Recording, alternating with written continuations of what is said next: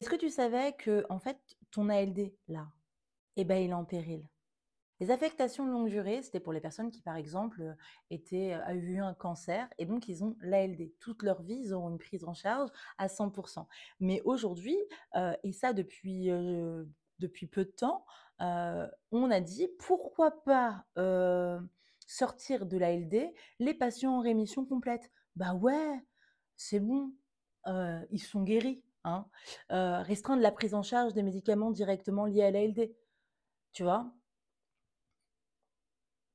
Se recentrer vraiment sur les transports sanitaires et encore, pourquoi pas? Ça viserait à économiser entre 850 millions et 3,4 milliards d'économies d'ici 2027.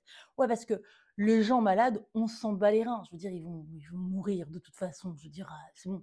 Ils sont en souffrance, mais bon, si on pouvait économiser de l'argent, je veux dire, déjà qu'on leur nique leurs droits, qu'on les respecte pas et que, voilà, je veux dire, pourquoi pas se faire de l'argent sur eux?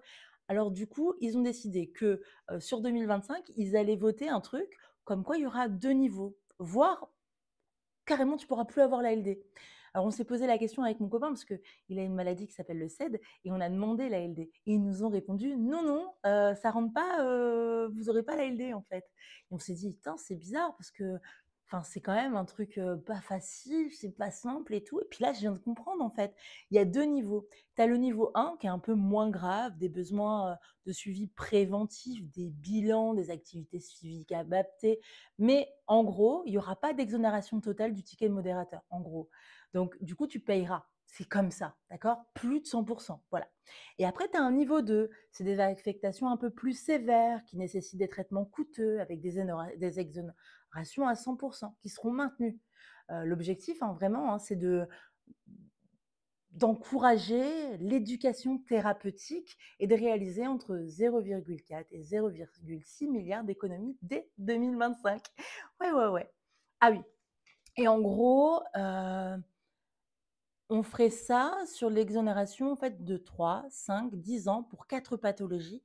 Par exemple, on se dirait que, le syndrome, néphrotique ou, des psychoses ou les maladies de Crohn, petit à petit, on les exclurait, des maladies, qui pourraient être en ALD. Voilà, voilà. C'est bien, hein? Je veux dire, ils trouvent pas la possibilité de nous donner plus de droits, mais ils nous en enlèvent. Du coup, quelqu'un qui est déjà en difficulté financière parce qu'il ne peut pas beaucoup travailler, parce qu'il a des douleurs et qu'il doit adapter son temps de travail et cetera, et beh, il va encore moins avoir d'argent et moins de revenus parce qu'il devra payer tous ses soins médicaux, parce que c'est pas une personne lambda qui va très bien et qui va voir son médecin 2 fois dans l'année, mais qui va peut-être tous les mois parce qu'en fait, il a des grosses douleurs et que sans son médecin, en fait, il serait à terre. C'est génial. On aide vachement les personnes en situation de handicap.